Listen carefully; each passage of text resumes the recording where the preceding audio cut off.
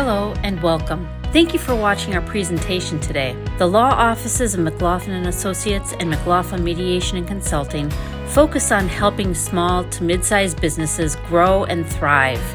You started your business because of your passion. Let us help you with that vision. We offer a variety of legal and human resources services. Check out our website for more details at www.ma-lawpc.com. And now, on to our presentation. Okay, so now we're going to get to that family business issue. So if a parent is running the business and they have specific skills, there's a question of a family legacy. If someone passes, and this happens more and more as I get older, I see, people pass away, they're running a business for the last 20, 30, 40, 50 years. They didn't make any succession plan of any kind. And they're running it, and everybody's in the business. Here's what happens is every family member works in a business in some capacity, but not one of them runs it, because every time they get together, dad or mom is sitting at the head of the table telling them exactly what's going to happen. And they assume dad or mom's going to be there forever, and then something happens, okay? And so when and especially if someone has a dominant personality, and frankly, in order to run a small business, you're going to have a dominant personality because you have to get through the highs and lows, okay?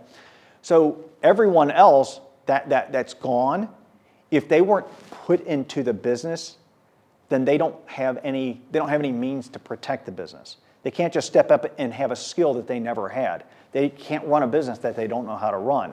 And especially one that's so if it's a service business, so one that's a licensed profession. And we're not talking just about attorneys and lawyers and doctors. We're talking about plumbers, right? Electricians, anybody that has a skill that tomorrow you can't do. For example, restaurants where they have liquor licenses. Dad had a liquor license because he was a fine, upstanding citizen. His son, however, has 14 DUIs. That's a problem for getting a liquor license, right? It doesn't work all of a sudden. That causes delays, and suddenly they have to shut down businesses and they get destroyed.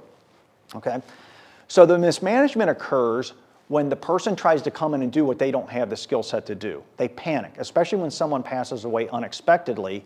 You'll have either the spouse or you have the children come in and try to run it, and they can't run it properly, okay? And it becomes clear really quick that they can't run it properly. Now, in any of our businesses, when things don't run properly, do all of our employees and everybody who works for us rally behind us and say, well, we trust you, we'll keep going? Or do they say, this is a disaster about to happen, I got to get out of here, and people will scatter, okay? That's what you're trying to avoid. You don't want to have that happen, but that's what will happen. So the family members who don't have ownership in the business do not immediately step in, even if they're the heirs, okay? So under a corporation, you'd have to have shareholders, and you'd also have to have officers who would run that company, okay? So if the family members aren't, and so imagine if you had dad owns the business. He would never let his wife be involved, never let the children be involved, 100% owner. Dad passes away. Mom doesn't step into that role because mom's not a shareholder. She is an heir, eventually she may be. Mom is not an officer. You have a company that can't be run, technically at a corporate level.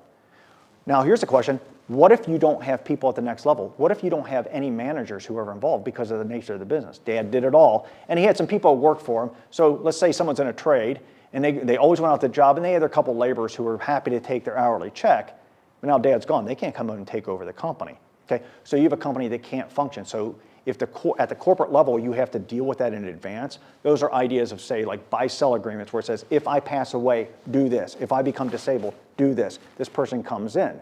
But if you fail to do any of those things, then you're going to have a hole, and it's only going to be as quick as you can get in a state open, which is going to likely be 30 or 60 days, and then you have to get somebody who's qualified to do that. So if you wait 3, 4, 5, 6 months in order to get a business operating, the business isn't going to survive. It's going to be over. The competitors are going to come in, they're going to take it, okay? Or it's going to be sold at a fire sale. That's the other way, right? You might have some accounts, and it's got to be serviced.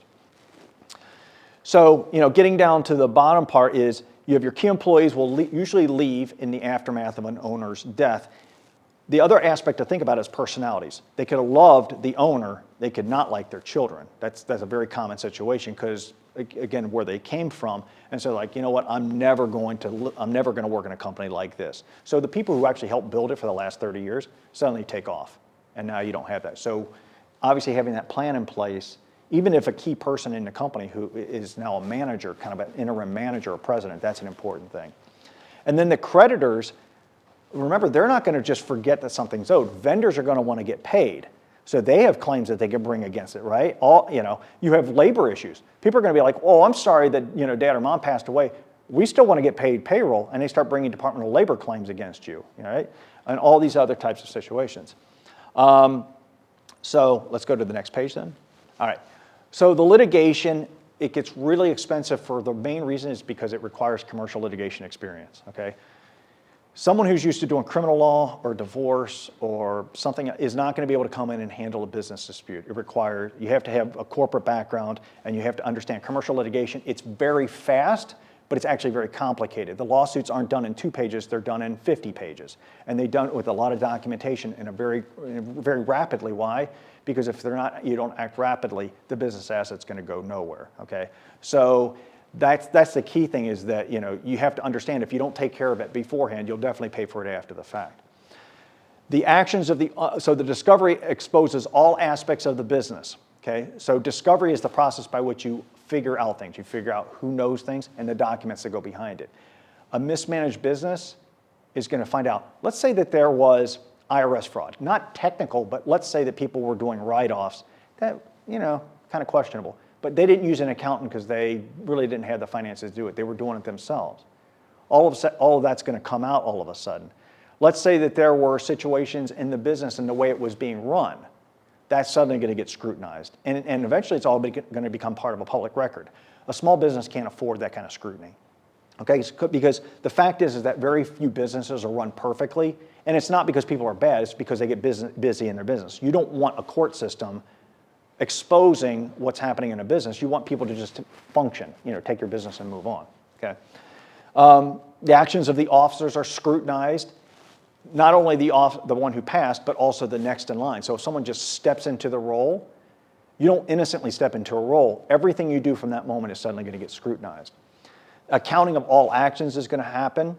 For the business that's tied to the skills, what happens is that if it's a service industry in particular, it could be doing really well, but the minute that person who did the service can't happen, it drops all the way here. But there may be value to the business. In other words, they have a good reputation. A business that's been around for 40 years, everybody in town knows them. So that's why it's important you don't want to get involved in litigation to fight over a business that doesn't have an inherent value, even though it has a value in the right hands. So by keeping it out of the courts, you can then have somebody step in who can be an interim manager or something like that. Or even in the family say, look, I know none of us really knows how to do it, but what can we do? Formal appraisers are going to be required. So those are thousands of dollars on a company that probably doesn't justify sometimes what you're doing. Court-appointed receivers can come in. Those are people who take over the company, who will view it strictly as an investment, so they won't even care about the business.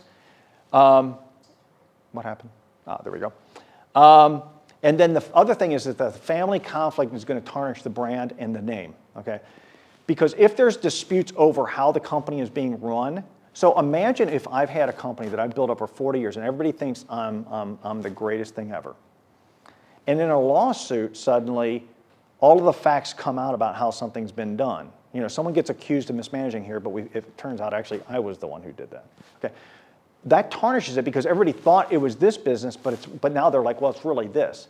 And then the family gets affected as well, not only just in the business itself, but in all aspects of it, right? And a lot of small businesses end up becoming multi-generational businesses. They've been in one town or one area. Think about every Fox Valley business, right? Most people have been in this community for 20, 30, 40 years. And everybody knows that nothing's perfect, but they don't want to know about it, okay? Now all of it's been exposed. And there is a residual effect of that, which you want to avoid. So let's go to the next slide. So again, mediation is why that happens. For all of the reasons I just said, mediation is usually per diem. It can be done on a day or 2 or 3. And you can hone in on what the issue is. What is the primary issue? You would either want to sell a business or you want to continue a business, okay? And you want to get the right people in place to think about it. And so the respect is the key thing, right? You don't want to have a situation where people are pointing the finger and saying, you don't know what you're doing. and dad or mom, they messed this up, or this child who was in the business, if only you had not messed this up 20 years ago, the business would be worth a lot more. Or even about mom or dad. Think about this. So you have one parent who's been running the business, the other parent is now like an also ran. It's like, well, what did they do to the business? They're nobody. They can't do anything, and then they're patronized. For the first time in 30 years, they're like, what are you talking about? We raised you, And all those kind of strange dynamics of family are in a business dispute, right? It's really functionally like divorces would run. It's almost like who's going to get the kids, and it has a lot of that sense. Mediation can avoid that sense. It can bring everybody in and say, look, your dad or your mom built up this business. What do you guys want to preserve? And you can sit everybody down, and by caucusing, by bringing people in different rooms, you can kind of get respect for what they want, and you can bring everybody together. The main thing at the bottom is that the legal formalities of the company can be preserved quickly. When you go into court, what happens is, in order to bring a lot of these lawsuits, it has to be fraud or mismanagement or whatever. The last thing anybody's thinking about is how to run the business. They're thinking about how to make their claim. If I accuse the person who stepped in, so dad or mom passes away, one of the children steps in, and one other child thinks that they're no good, they're going to be attacking their fraud. If I attack the person who actually knows how to run the business, but I say that they're fraudulent, what's going to end up happening is there's a possibility that the only person who can run the company can't even do it. And now what do I have to do? I have to go to some third party to run a business as a manager, because they're going to take minimum wage to run my business. You see? So you end up having all those situations. So the idea is that you bring everybody together and say, what are we trying to accomplish here? Who's the best person? Let's shortlist who can take care of this company. And if not any of us, who else could come in? Sometimes people have contacts. There's like, we don't want to run it anymore, but our closest competitor is actually good friends with us, and they would do a good job. How can we handle that without telling them? Well, we can do some agreements. You work with them in order to make that happen, and then you can pass that along. Okay? And the other aspect of that has to do with the vendors. So if you're dependent upon vendors and suppliers and that, you don't want them going away, and that's a lot. That'll kill you. So think about a trade who has an exclusive relationship with suppliers. Suddenly they can't get what they need. They can't get parts. If you talk about professional, suddenly those relationships are gone. They have services that they've been using, professional services, and suddenly they're like, well, we don't have any guarantee of being paid. And then the employees in particular, key people, are less likely to go because it looks like the family's pulled together and it looks like they're trying to preserve it and they still have a job. If there's a sense that they're not going to have a job in a month, they're not sticking around. They don't care about your family squabble. They're going to be gone. And the fact of the matter is no matter how good any of us think we are as owners, without our employees, we can't run businesses. And so we can't afford to have all of this chaos happening, and the people who actually know our business are gone, and then what are we going to do? So let's go to the next. Okay, so we're coming up to the close here. I said a lot, and I definitely want to open up to questions. I'm going to do a recap here. So the family disputes are complicated because of the emotional ties. That's the number one to think about. We think it's all about the money, but it's hardly ever about the money, no matter how much it is. And when you go into these situations, and I would say this, even if you hire someone in a litigation situation, when you're evaluating somebody, their skill set matters, their temperament matters more.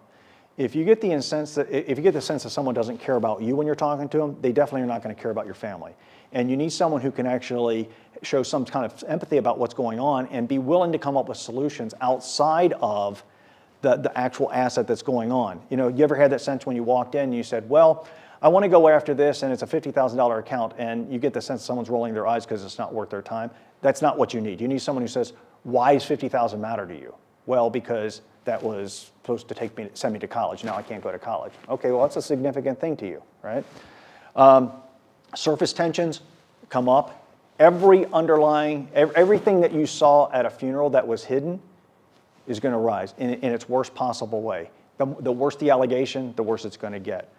And getting back to the mediation, this is one of those key areas where I wish more people would take advantage of it, is because for relatively little money, meaning that because it's done in a couple days and it's concentrated, you will avoid years of litigation. I've never had a contested estate that resolved itself in a year. They go on for years because of the nature of the allegations and trying to get information, and people don't want to turn things over and all kinds of other messes that go with it. So, but don't forget litigation's always an option, right? I mean, you can always try to resolve it, and if you can't, you can always go fight.